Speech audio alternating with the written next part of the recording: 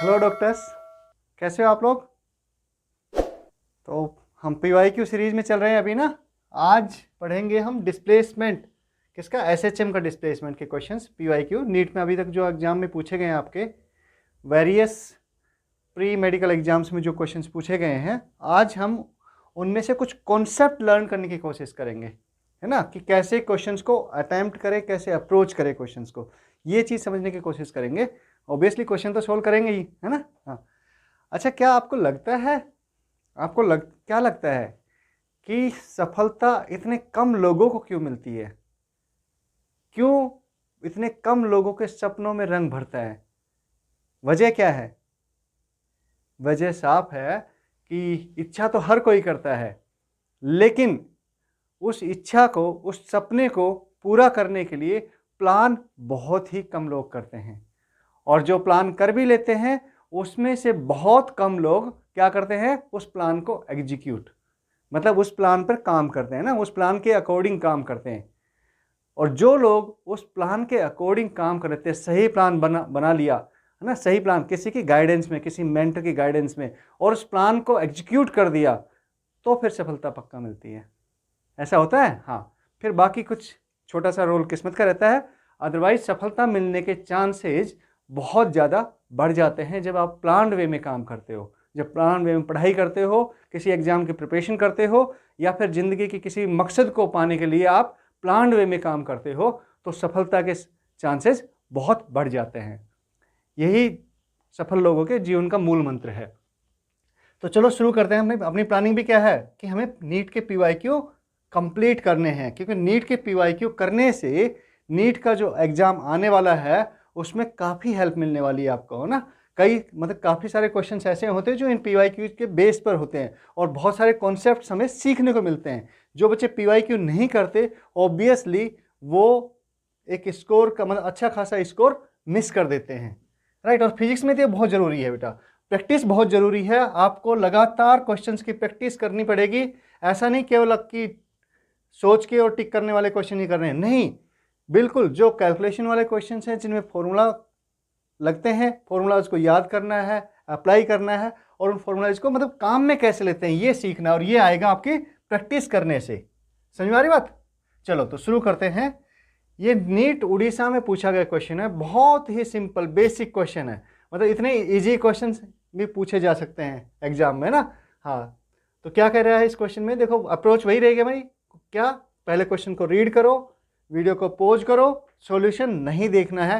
कब तक नहीं देखना है? जब तक आप खुद एक या दो बार ट्राई नहीं कर चुके हैं। अगर क्वेश्चन हो गया है बहुत अच्छी बात है, वेल एंड गुड। अगर बाय द वे नहीं हो रहा है तो दोबारा ट्राई करेंगे उस क्वेश्चन को, है ना। ऐसा नहीं कि सीधा उठा के सॉल्यूशन देख लिया और हो गया, है ना, ऐसा नहीं करना है। तो देखो एसएचएम हमने पढ़ ली थी। अगर थियरी बाय द वे अभी आपको लग रहा है कि थियरी हम नहीं पढ़ पाए हैं, तो क्या करेंगे, एसएचएम के आप प्लेलिस्ट में जाइए, वहाँ पे एसएचएम के अच्छे अच्छे लेक्चर्स हैं, 4 लेक्चर्स हैं, जिसमें कि हमने बेसिक डिस्कस किए हैं काफ़ी, ठीक है। हाँ, डिटेल्स में जाकर डिस्कस किए हैं, और आपको वहाँ से समझने में हेल्प मिलेगी। चलिए तो शुरू करते हैं। Distance covered by A particle undergoing SHM in one time period is. बहुत सिंपल क्वेश्चन है कि एक टाइम पीरियड में कितनी डिस्टेंस कवर करता है पार्टिकल, है ना। एसएचएम के एक टाइम पीरियड में कितनी डिस्टेंस कवर करता है। अगर आपने थियरी पार्ट देखा है तो देखो, ये मान लो मीन पोजीशन है ना। एसएचएम को कैसे रिप्रेजेंट करते हैं? एसएचएम को हम एक लाइन पर रिप्रेजेंट कर सकते हैं। तो ये मीन पोजीशन है, पार्टिकल ने यहाँ से मूव करना शुरू किया मीन पोजीशन से और यहाँ तक आया, राइट। इसको हम कह सकते हैं प्लस ए पोजीशन, एक्स बराबर प्लस ए। इसका मतलब क्या है कि ये maximum A for amplitude, maximum displacement हो गया इस डायरेक्शन में, प्लस एक्स डायरेक्शन में। फिर पार्टिकल यहाँ से यहाँ तक आएगा, तो ये वापस फिर मीन पोजीशन से इधर आ जाएगा, और ये x इक्वल टू माइनस ए होता है, राइट। अब बताओ मुझे, यहाँ से पार्टिकल का जो एक क्या कहेंगे कि टाइम पीरियड है ना, एक टाइम पीरियड में मतलब यहाँ से शुरू करता है पार्टिकल और वापस यहीं पर आ जाए उसी पोजीशन में ना। यहाँ से इस डायरेक्शन में शुरू किया पार्टिकल ने, तो यहाँ से यहाँ गया पार्टिकल, तो ये कितना हो गया, ये x बराबर 0 होता है मीन पोजीशन। तो यहाँ से यहाँ जाने में उसको a डिस्टेंस कवर कर ली। फिर पार्टिकल वापस यहाँ पर आएगा, तो वापस a से 0 आया, मतलब a डिस्टेंस कवर कर लिया ना। हाँ देखो, यहाँ से यहाँ जाने में a, फिर यहाँ से वापस यहाँ आने में a, फिर यहाँ से इस एक्सट्रीम पे जाने में कितनी डिस्टेंस कवर हुई a, और वापस इस एक्सट्रीम से मीन पोजीशन में आने में कितनी डिस्टेंस कवर हुई a, राइट। ये मीन यहाँ से वापस मीन पोजीशन पे आ गया। अब पार्टिकल ने वापस चलना शुरू किया, तो देखो पहली वाली जो कंडीशन थी ना, एट t=0 टाइम t=0 पर शुरू किया था पार्टिकल ने, यहाँ से शुरू किया था, इधर गया, वापस इधर आया, फिर यहाँ से इधर आया और यहाँ से वापस आया, फिर से वापस चलना शुरू किया। तो कितने में टाइम पीरियड पूरा हुआ कि जब इसने वापस यहीं पहुंचकर इसी डायरेक्शन में चलना शुरू किया, तब टाइम पीरियड पूरा हो गया, राइट। अगर वैसे समझना चाहें तो सपोज पार्टिकल यहाँ था, यहाँ से पार्टिकल इधर आया और फिर वापस चल के इधर आ गया, राइट। एक्सट्रीम पोजीशन से अगर हम देखना चाहें कि एक्सट्रीम पोजीशन से मोशन शुरू हुई, तो समझने में यहाँ से भी आसानी है। तो कितना हो गया, यहाँ से यहाँ तक का 2a ना, यहाँ से यहाँ मीन पोजीशन तक a प्लस a 2a और वापस 2a यानी 4a, टोटल कितना हो गया 4a। कितनी डिस्टेंस कवर की उसने, पार्टिकल ने 4a डिस्टेंस कवर किया ना। हाँ बिल्कुल बेसिक क्वेश्चन है। तो आंसर इज, कौन सा आंसर है, डी। ठीक है कि नहीं है, हाँ आंसर इज डी। इससे सिंपल क्वेश्चन तो क्या पूछेगा बेटा, राइट। चलो नेक्स्ट क्वेश्चन पे चलते हैं। ये देखो नीट 2019 में पूछा गया क्वेश्चन है, the displacement of A particle executing simple harmonic motion is given bye y = a0 + a sin ωt + b cos ωt, then the amplitude of its oscillation of, दो बार लिख दिया, हाँ मिस्टेक, कोई बात नहीं, its oscillation is given by, ये option दिए हैं। पार्टिकल की जो एसएचएम की जो इक्वेशन है वो ये गिवन है। देखो सिंपल है, सिंपल कैसे है, सिंपल आप कहोगे सर आप तो सिंपल बता देते हो, ओके, ये आपकी इक्वेशन है बेटा, ठीक है। कैसे जनरल इक्वेशन क्या है, y = a sin ωt + b cos ωt, ये जनरल इक्वेशन होती है हमारी, right.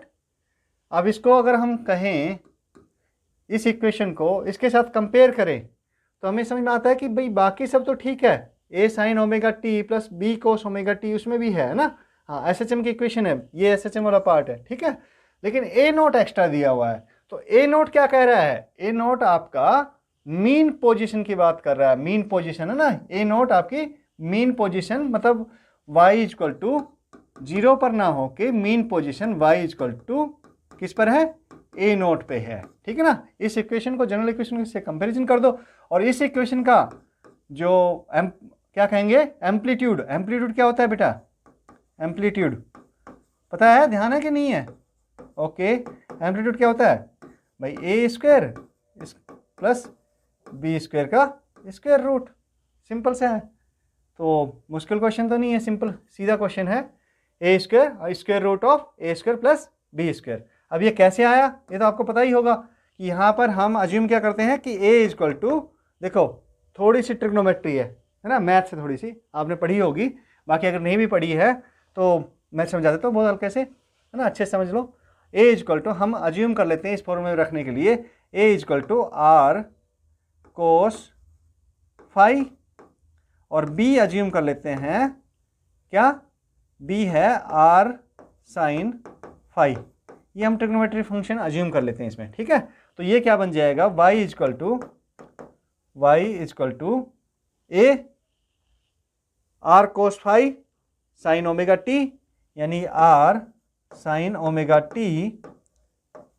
cos phi, plus b वाला ये हो गया ना, हाँ b की वैल्यू भी रखो, r sin phi है ना, हाँ, सो b का मतलब r sin phi cos ωt, so sin a cos b + cos a sin b, ये आपका होता है, r तो कॉमन आ जाएगा, ठीक है, हाँ ये हो गया आपका sin a + b वाला फॉर्मूला लगता है बेटा ना, ठीक है। तो ये की वैल्यू यहाँ पे हम कह सकते हैं, या फिर θ1 θ2 कर लो, ωt है और b की value beta alpha, sin alpha cos beta + cos alpha sin beta, ठीक है, ये आपका sin अल्फा + बीटा का फॉर्मूला होता है।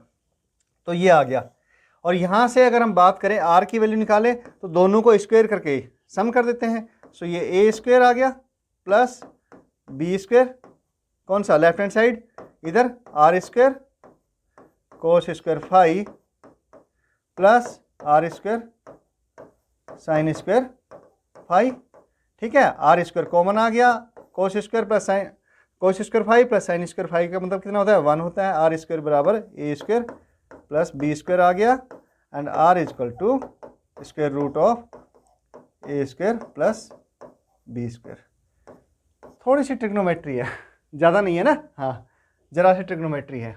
ठीक है, हाँ अगर ये कह देता है इसमें सपोज कि ए और बी दोनों इक्वल हो जाते, क्या कह रहा है, ए साइन ओमेगा टी प्लस ए कोस ओमेगा टी पूछ लेता और फिर आपसे एम्पलीट्यूड पूछ लेता, तो क्या होता, ए इजक्वल टू बी कर देते, एम्पलीट्यूड तो ये रहता, right, a is equal to b, that means square a square plus a square का स्क्वायर रूट, और ये आ गया रूट 2 ए, ये एम्पलीट्यूड आ जाता है ना।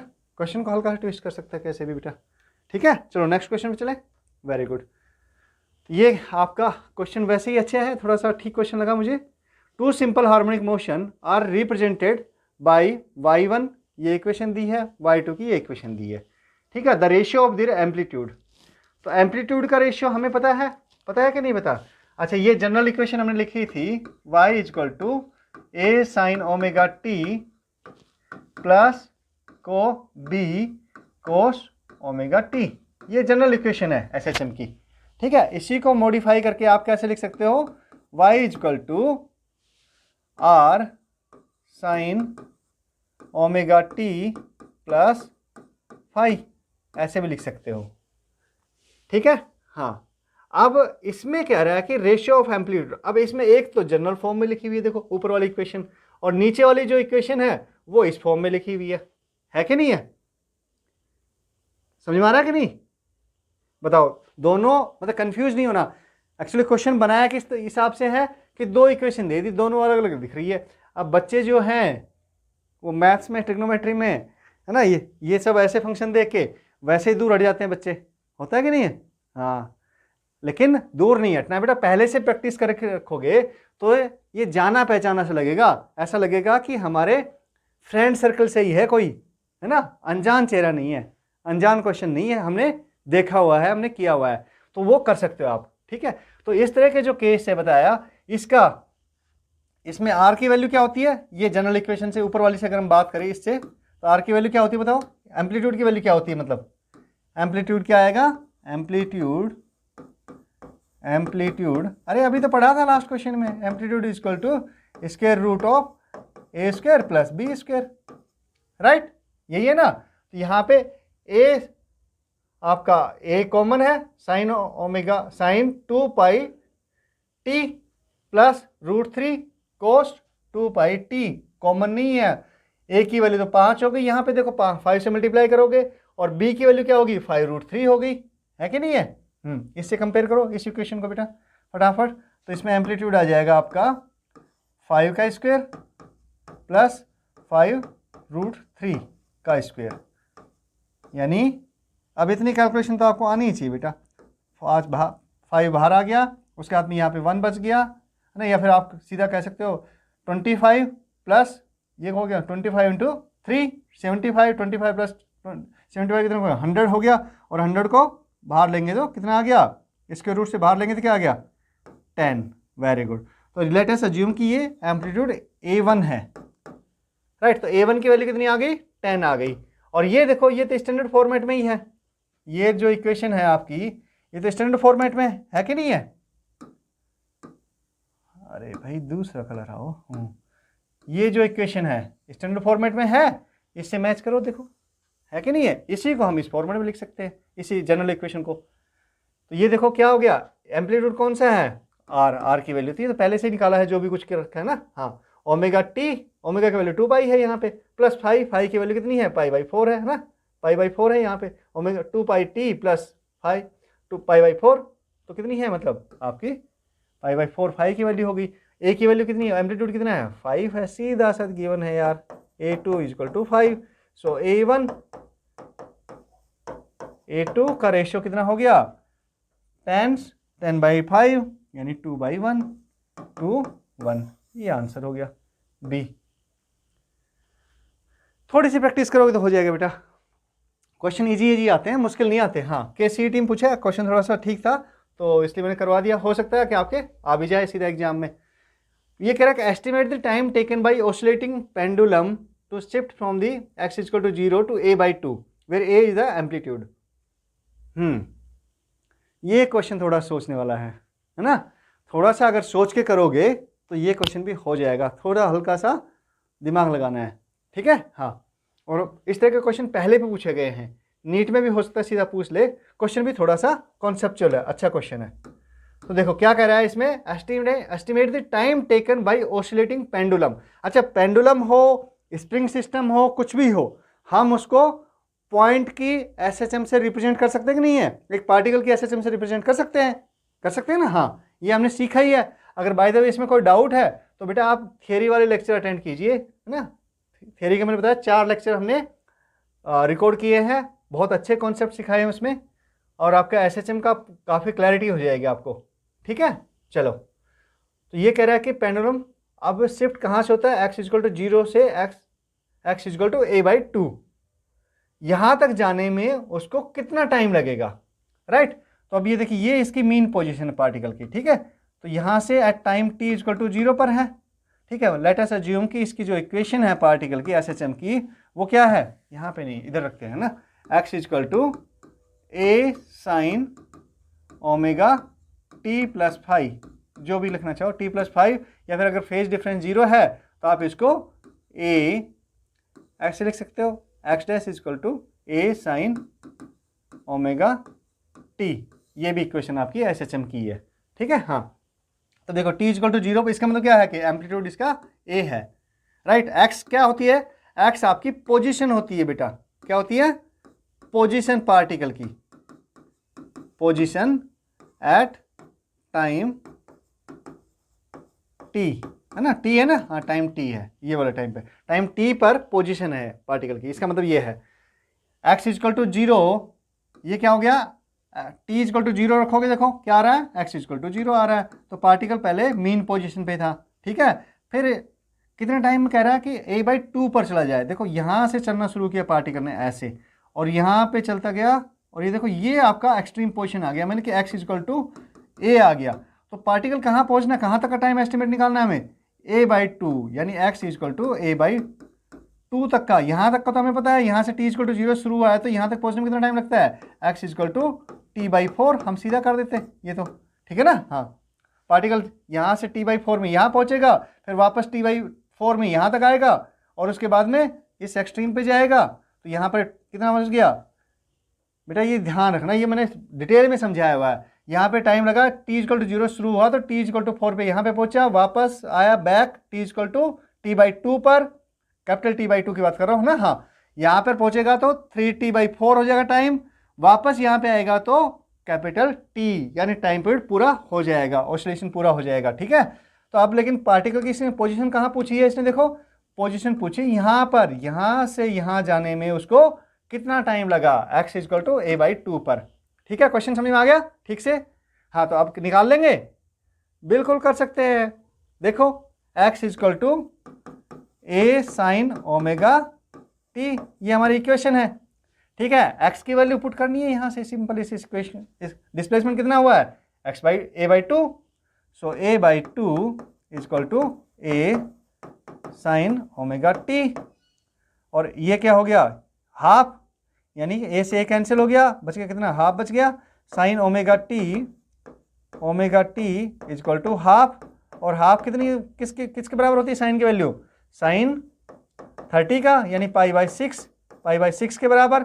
सो sine omega t equal to sine पाई/6, sine omega t equal to sine पाई/6, दैट मीन्स ओमेगा t, हाँ ये बेटा ये ट्रिग्नोमेट्री थोड़ी बड़ी होगी ना। हाँ, ओमेगा t इक्वल टू पाई/6, यही है ना। हाँ, मतलब एंगल कितना है यहाँ पे, ओमेगा t है, यहाँ पे एंगल कितना है, पाई/6 है, साइन के फंक्शन है दोनों, ठीक है। दोनों इक्वल है, वैल्यू कब इक्वल होगी, जब ये दोनों इक्वल हो जाएंगे बेटा, ठीक है ना, क्लियर है। So omega t equal to पाई/6, और ओमेगा t क्या होता है, omega t 2 by capital T time period होता है, right, into t equal to, omega की वैल्यू रख दी मैंने यहाँ पर, इक्वल टू पाई/6, 6, तो पाई से पाई कैंसिल हो गया, कट गया ना। हाँ, सो t इज इक्वल टू, ये इधर जाएगा t और 2 नीचे आ जाएगा, t इज इक्वल टू 12। ये आंसर आ गया आपका। कितना टाइम लगेगा? t is equal to 12, t is equal to t/12, right.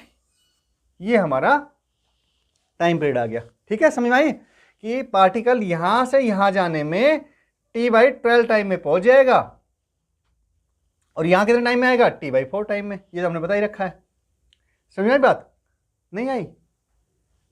हो जाएगा। हाँ, ये भी पूछ सकता है क्वेश्चन में, क्या कि भैया यहां से, और ये मान लो पूछ लेता है, पहले तो ये क्वेश्चन बन सकता है कि x is equal to a/4 पर कितना होगा, है ना। ये भी पूछ सकता है, या x is equal to a/3a/4 पर किस टाइम पर पहुंचेगा पार्टिकल, है ना। उसका टाइम पीरियड पूछ सकता है। तो कुछ नहीं, घबराना नहीं है, चाहे कुछ भी पूछ ले, सिंपल आपको x की वैल्यू इस इक्वेशन में पुट करनी है। ठीक है, इस इक्वेशन में पुट करनी है, और आपका ओमेगा टी कैलकुलेट कर लेना है कि कितना आ गया ओमेगा टी, राइट। समझ आएगा नहीं बात? Very good. और फिर उसके बाद में क्या होगा, यहां से ओमेगा की वैल्यू 2π/t रख देनी है, कैपिटल टी मतलब टाइम पीरियड, और आपको स्मॉल टी मतलब टाइम की वैल्यू आ जाएगी आपके पास में। ठीक है, कैपिटल टी क्या है? टाइम पीरियड है बेटा, किसका? पूरे ऑसिलेशन का टाइम है, उसी को टाइम पीरियड कहते हैं। ठीक है, जब आपका एक ऑसिलेशन पूरा हो जाता है। चले नेक्स्ट क्वेश्चन पे। अच्छा था ना क्वेश्चन? तो हाँ, ये आपका AFMC का क्वेश्चन है। इसमें कह रहा है amplitude of A particle executing SHM is 4 centimetre. आपका एम्पलीट्यूड दिया है, इसने डिस्प्लेसमेंट नहीं दिया, ध्यान रखना। सो ए की वैल्यू दे दी इसने ना, a is equal to 4 centimetre. Solution नहीं देखना है, पहले खुद से अटेम्प्ट करना है क्वेश्चन को, उसके बाद में अगर क्वेश्चन नहीं आता है तो फिर सॉल्यूशन देखना है, उससे पहले सॉल्यूशन नहीं देखना है। समझ रहे हो? हाँ, उससे पहले अगर आपने सीधा सॉल्यूशन देख लिया तो ये क्वेश्चन ऐसा है कि आपने अटेम्प्ट किया ही नहीं, इसमें से कुछ भी नहीं सीखा आपने। ये बात पक्की रहेगी, है ना। जब आप सॉल्यूशन नहीं देखते हो तो दिमाग काम करता है आपका, क्या कि कौन सा फॉर्मूला लगाऊं, इसमें क्वेश्चन में क्या पूछा है, किस तरह से क्वेश्चन को अप्रोच करूं, ये सब चीज़ें दिमाग में चलती है, और उससे आपका दिमाग सीखता है कि हाँ, फिजिक्स मतलब ऐसे ही सीखी जाती है बेटा। अगर आपने सीधा क्वेश्चन पढ़ा और सॉल्यूशन देख लिया तो कहानी खत्म है, एग्जाम में तो हो नहीं पाएगा। सीधा यही क्वेश्चन आ गया तो ये हो सकता है कि आपने रट लिया आंसर और आपने टिक कर दिया, अदरवाइज तो क्वेश्चन सोल्व करना मुश्किल पड़ेगा आपको। ठीक है ना। हाँ, तो सॉल्यूशन नहीं देखना है, सबसे पहले खुद सोल्व करो, इसको अटेम्प्ट करो। अगर नहीं होता है, 2-3 बार अटेम्प्ट किया उसके बाद में नहीं हो रहा है क्वेश्चन, तो फिर सॉल्यूशन में थोड़ी हेल्प ले लो और देखो कि गलती कहाँ पर हुई है ना, उसको एनालाइज करना है। क्या एनालाइज करना है कि मैंने कहाँ गलती की, कहाँ पर गलती हुई है, ताकि मैं वापस गलती को रिपीट ना करूँ, इस तरह की गलती को दोबारा ना करो ना। अगर आपको क्वेश्चन समझ में नहीं आ रहा, कॉन्सेप्ट ही गलत यूज कर दिया आपने, गलत लगा दिया, फॉर्मूला गलत लगा दिया, तो बेटा फॉर्मूला याद करो, और नहीं तो कॉन्सेप्ट अगर गलत लगा दिया, समझ में ही नहीं आ रहा क्वेश्चन, कॉन्सेप्ट गलत लगा दिया, तो क्या करना है, कॉन्सेप्ट को दोबारा समझना है। और उसके लिए क्या करना है आपको, उसके लिए जो थियरी वाले लेक्चर्स हैं वो समझने हैं बेटा, वो देखने हैं। ठीक है। हाँ, amplitude of A particle executing SHM is 4 centimetre. At the mean position the speed of the particle is 16 centimetre पर सेकेंड। अच्छा, ये बताओ, यहाँ से पार्टिकल ने चलना शुरू किया, ये एक्सट्रीम पोजीशन आ गई, है ना, यानी ए आ गया, यहाँ पर x इक्वल टू ए है, यहाँ पे 0 है, वापस आया पार्टिकल, ये क्या है, मीन पोजीशन है ना ये वाली। हाँ, ये मीन पोजीशन है बेटा, मीन पोजीशन। ठीक है, ये एक्सट्रीम मोस्ट पोजीशन है, ये -a हो गया यहाँ पे। ठीक है, और अब ये कह रहा है कि मीन पोजीशन पर स्पीड। अगर आपने लेक्चर अटेंड किए हैं तो आपको समझ में आएगा कि जो एक्सट्रीम यहाँ पर वेलोसिटी कितनी हो जाती है, एक्सट्रीम पोजीशन पे 0 हो जाती है, इधर भी एक्सट्रीम पोजीशन पे आपकी 0 हो जाती है, यहाँ पे मैक्सिमम होती है v क्या रहती है, मैक्सिमम, और उसकी वैल्यू क्या होती है, a ओमेगा होती है बेटा। ठीक है, चलो, the distance of the particle from the mean position eight which the speed of the particle becomes 8√3 centimetre पर सेकेंड। ओके, अब किसी भी पॉइंट, किसी भी पोजीशन पे ना, ये पॉइंट सपोज यहाँ पे x है वैल्यू इसकी ना, डिस्प्लेसमेंट की वैल्यू कितनी है, सपोज x1 है, तो इस पॉइंट पे निकालने के लिए हमारे पास में, या y, सपोज y1 है, कुछ भी कह लो, उससे कोई फर्क नहीं पड़ेगा, ठीक है। तो हमें ये सीखा था हमने कि हमारा जो v होता है किसी भी पोजीशन पर ना, हाँ, v की वैल्यू क्या होती है, ओमेगा स्क्वायर रूट ए स्क्वायर माइनस एक्स स्क्वायर या फिर वाई स्क्वायर, जो भी आप लिख रहे हो, ए स्क्वायर माइनस, चलो वाई स्क्वायर लिख लेते हैं, ठीक है, हाँ, या एक्स स्क्वायर लिख लो, कोई फर्क नहीं पड़ेगा उससे, एक्स स्क्वायर लिख लो।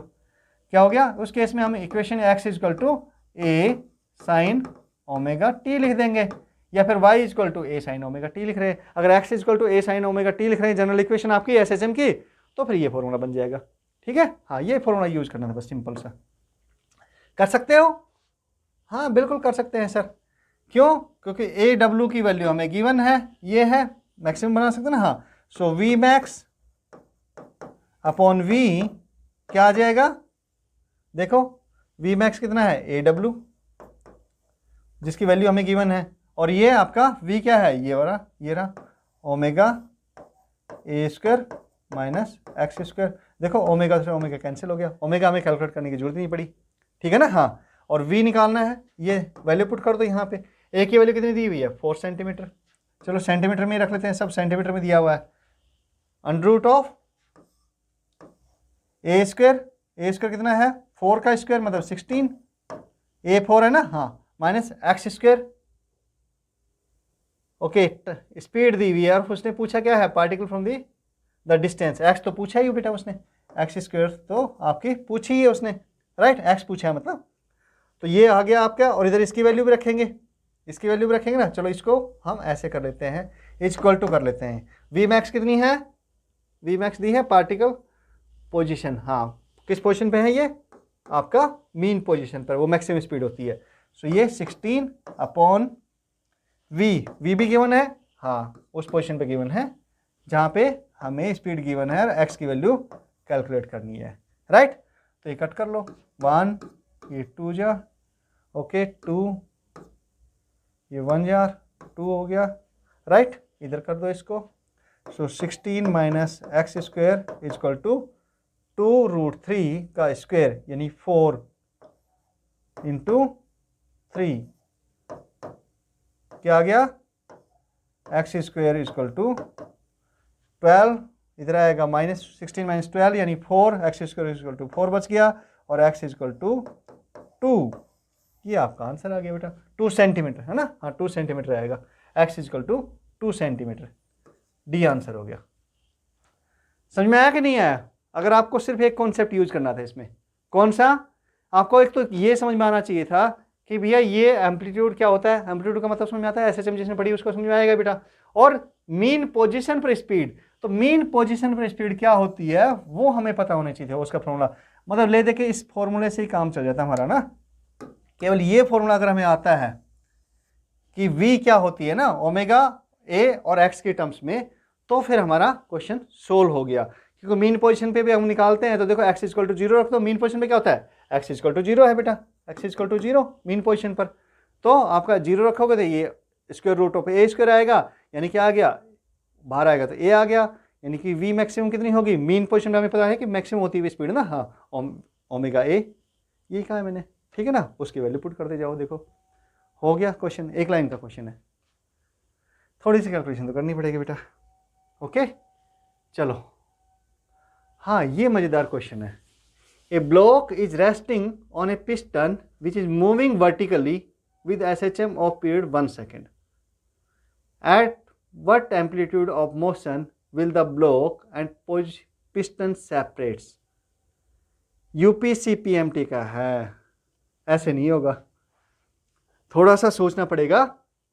तो देखो क्या कह क्या रहा है क्वेश्चन में, एक बार थोड़ा दिमाग लगाओ ना, हाँ ऐसे कभी कभी अच्छे क्वेश्चंस भी आते हैं बेटा, वास्तव में अच्छा क्वेश्चन है।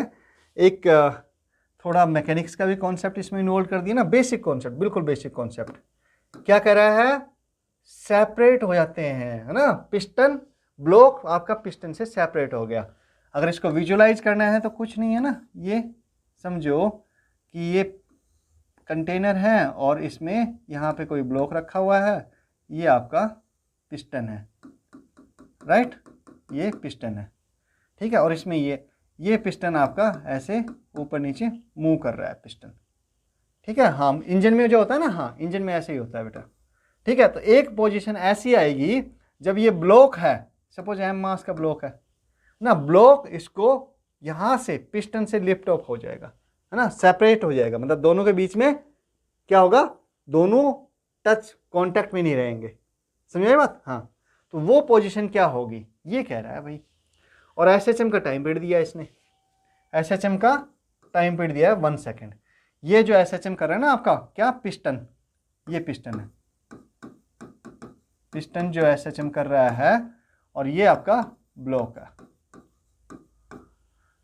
तो सेपरेट होने का मतलब क्या होता है बेटा? सेपरेट होने का बेसिक मतलब ये है कि इन दोनों के बीच में कांटेक्ट खत्म हो गया, राइट। कांटेक्ट खत्म होने का मतलब क्या है? इसका मतलब ये है कि जो नॉर्मल रिएक्शन लगेगी वो जीरो हो जाएगी उस केस में। सेपरेट होने का यही मतलब है। क्वेश्चन अच्छा है, इसलिए मैं आपको थोड़ा सा आराम से समझा रहा हूं कि इसका मतलब क्या क्या है ना। ठीक है, अगर नॉर्मल कंडीशन में देखें, अगर इस कंडीशन में देखें हम, तो बेटा ये होगा कि mg इसका नीचे की तरफ लगेगा। चलो इसमें इसी पे बना देते हैं अलग पेन से। ओके, तो ये देखो इसका मास की वजह से mg नीचे लग रहा है ना, हाँ mg नीचे लग रहा है। ठीक है, अब ये इस पर रिएक्शन लगा रहा है, किस पे, पिस्टन पे। तो पिस्टन क्या कर रहा है? पिस्टन भी इस पर एक नॉर्मल रिएक्शन लगा रहा है नॉर्मल रिएक्शन। हाँ, अब जब सेपरेट होंगे तो कांटेक्ट ही नहीं बचेगा, कोई फोर्स इसको ये होल्ड ही नहीं करेगा, तो क्या होगा, नॉर्मल रिएक्शन आपकी जीरो हो जाएगी, राइट। ये कॉन्सेप्ट है इसमें। तो नॉर्मल रिएक्शन कैसे जीरो होगी? अब ये देखो कि एसएचएम में हमें पता है कि जब एसएचएम करता है सिस्टम, कोई भी हो, पेंडुलम हो, कुछ भी हो ना, ठीक है, स्प्रिंग ब्लॉक सिस्टम हो या फिर पिस्टन ब्लॉक सिस्टम हो, जो भी पिस्टन वाला सिस्टम है, कुछ भी हो, जब एसएचएम करता है तो क्या करता है, क्या होता है, हमेशा एक एक्सेलरेशन लगता है, कहां पर, टुवर्ड्स मीन पोजीशन, यानी कि उस पर फोर्स लगता है। एक्सेलरेशन का मतलब क्या हो गया, फोर्स लगना, राइट। देखो ये स्प्रिंग का है ना, स्प्रिंग जैसे ये आपका हो गया, एक समझाने के लिए कर रहा हूं मैं, राइट, और ये यहां पर एक ब्लॉक लगा है। अब ये एसएचएम कर रहा है बेटा, जब एसएचएम कर रहा है तो ये सपोज कि मीन पोजीशन थी हमने और इसको होल्ड कर रखा था, अब हमने इसको छोड़ दिया है, तो क्या करेगा, ये नीचे आ जाएगी स्प्रिंग। अब कैसे हो जाएगी स्प्रिंग, ऐसे बड़ी होती जाएगी, राइट, ऐसे, और ये ब्लॉक ऐसे आ गया। अब क्या करेगा, जब ये नीचे आ गया तो यहाँ पे वेलोसिटी जीरो हो गई, है ना, पढ़ाया कि नहीं बेटा? हाँ देखो, और उसके बाद में ये वापस जाएगा, तो ये भी वापस मीन पोजीशन पे आएगा। जैसे जैसे ये बढ़ता है, रिस्टोरिंग फोर्स जो स्प्रिंग फोर्स लगाती है वो कैसे कैसे मीन पोजीशन से दूर जाता है, एक्सटेंड कर रहे हैं हम इसको, तो कहाँ जाएगा फोर्स, कहाँ लगेगा, ऊपर की डायरेक्शन में लगेगा फोर्स, है ना, लगेगा ना। हाँ, इसको रिस्टोरिंग फोर्स बोलते हैं। ये हर एक एसएचएम में आपका फोर्स लगता है। जैसे ये ऊपर चला गया, अगर यहाँ पे ब्लॉक आ गया तो स्प्रिंग कंप्रेस हो गई, तो ये नीचे की तरफ फोर्स लगाएगा। फोर्स की डायरेक्शन क्या होगी, यहाँ पे नीचे की तरफ है, यहाँ पे ऊपर की तरफ है, ठीक है ना। और ये मेन पोजीशन है, हमेशा कहाँ रहती है फोर्स की डायरेक्शन, टुवर्ड्स मेन पोजीशन होती है। और ये फोर्स कितना हो गया, इसमें तो के एक्स के इक्वल हो गया, है ना। एट एनी मोमेंट अगर मान लो डिस्प्लेसमेंट एक्स है इसका, है ना, मेन पोजीशन से, किसका, ब्लॉक का, तो के एक्स हो गया। लेकिन अगर हम एसएचएम के टर्म्स में बात करें तो फोर्स होता है एम ओमेगा स्क्वायर वाई। ये फोर्स लगता है ना, हमेशा लगता कि नहीं लगता है? हाँ, ध्यान करो। तो ये फोर्स, अब ये फोर्स ये कब बैलेंस हो सकते हैं? देखो, अगर ये ऊपर की तरफ जा रहा है मान लो, तो क्या होगा, mg नीचे की तरफ लग रहा है इस पे, और रिस्टोरिंग फोर्स अगर मीन पोजीशन से ऊपर की तरफ है ना, मीन पोजीशन से ऊपर की तरफ जा रहा है, तो रिस्टोरिंग फोर्स कहाँ लगेगा, मीन पोजीशन की तरफ, ठीक है। तो उस केस में दोनों फोर्स नीचे की तरफ लग रहे हैं और n ऊपर की तरफ लग रहा है इस पर, किस पे, n ने इसको बैलेंस कर रखा है। लेकिन जब वापस आ रहा है तो क्या हो गया, आपका फोर्स कहाँ पे लग रहा है, मीन, जब नीचे आ रहा है, सपोज मीन पोजीशन से नीचे की तरफ आ रहा है, तो ये वाला जो फोर्स है ये ऊपर की तरफ लग रहा है और mg नीचे की तरफ लग रहा है। और एक कंडीशन ऐसी आएगी जब mg आपका किसके बराबर हो जाएगा, क्योंकि mg नीचे और ये ऊपर की तरफ मीन पोजीशन की तरफ, तो किसके बराबर हो जाएगा, m ओमेगा स्क्वायर y के इक्वल हो जाएगा, राइट। यही वो कंडीशन आएगी जिसमें कि n की वैल्यू क्या हो जाएगी, जीरो हो जाएगी, राइट। समझ आ रही बात? थोड़ा सा डिटेल में जा रहे हैं बेटा, मैकेनिक्स आ गई है मानता हूं मैं, लेकिन मैकेनिक्स तो काम आती है बेटा, एसएचएम मैकेनिक्स में ही आता है। मैकेनिक्स काम आती है कि नहीं आती है? हाँ बिल्कुल, मैकेनिक्स पूरे फिजिक्स में काम आती है। अब देखो क्या हो गया, m से m कैंसिल हो गया, so omega square equal to, उसने क्या पूछा, y की वैल्यू पूछी है, तो ओमेगा नहीं निकालना, ओमेगा तो गिवन इनडायरेक्टली, कैसे, टाइम पीरियड दिया है, right. So y equal to g upon omega square, और ओमेगा कहाँ से करेंगे कैलकुलेट, ओमेगा इक्वल टू यहाँ से t दिया है कैपिटल T, वो होता है 2π/t, हमें पता है omega, so it is 2π/1 that is 2π, omega equal to 2π, सो ये g अपॉन 2π का स्क्वेयर, g 9.8 ले सकते हैं आप, और 2 इंटू 3.14 का स्क्वायर बेटा, ये कैलकुलेशन आपको करनी पड़ेगी। फिर देखो जो भी कैलकुलेशन करने के बाद में आंसर आएगा वही आपका आंसर है। थोड़ा लेंदी क्वेश्चन है, बिल्कुल है, लेकिन अच्छा क्वेश्चन, कॉन्सेप्ट अच्छा है, ठीक है। हाँ कैलकुलेशन इसमें वैसे दे दी है, पर हो सकता है आपका कैलकुलेशन अगर छोटी भी दे सकता है इसमें, ठीक है। कैलकुलेशन थोड़ी सी लंबी है, बस ज़्यादा लंबी भी नहीं है इतना, इसको करोगे तो आपका इनमें से कोई आएगा, लेकिन आप तुक्का भी नहीं मार सकते हैं। हाँ क्यों, 0.2 मीटर है, 0.25 मीटर है, 0.3 मीटर है, 0.35 मीटर है बहुत आसपास है, आपको कैलकुलेशन पूरी करनी पड़ेगी। तो चलो, अच्छा लगा, ये प्रैक्टिस जारी रखनी है, प्रैक्टिस करते रहना है हमें, सो दैट कि एग्ज़ाम हमें इजी लगने लगे। जब हम जाके जितना, अभी वो कहते हैं ना कि जितना पसीना आप मैदान पे बहाओगे उतना ही पसीना, पसीना नहीं, खून पसीना दोनों ना, युद्ध के मैदान में कम बहाना पड़ेगा। तो एग्ज़ाम क्या है, युद्ध की तरह से ही है। तो जितना आप यहाँ पे मेहनत करोगे, जितने प्रैक्टिस पहले करोगे एग्ज़ाम से पहले, उतना ही आपको एग्ज़ाम आसानी से दे पाओगे, वहाँ पे पसीना नहीं पोंछना पड़ेगा। समझ गए? चलो ठीक है, वेरी गुड। मिलते हैं फिर नेक्स्ट लेक्चर में कुछ और अच्छे PYQs के साथ में। तब तक आप प्रैक्टिस करते रहिए और मेरी तरफ से आपको शुभकामनाएं हैं।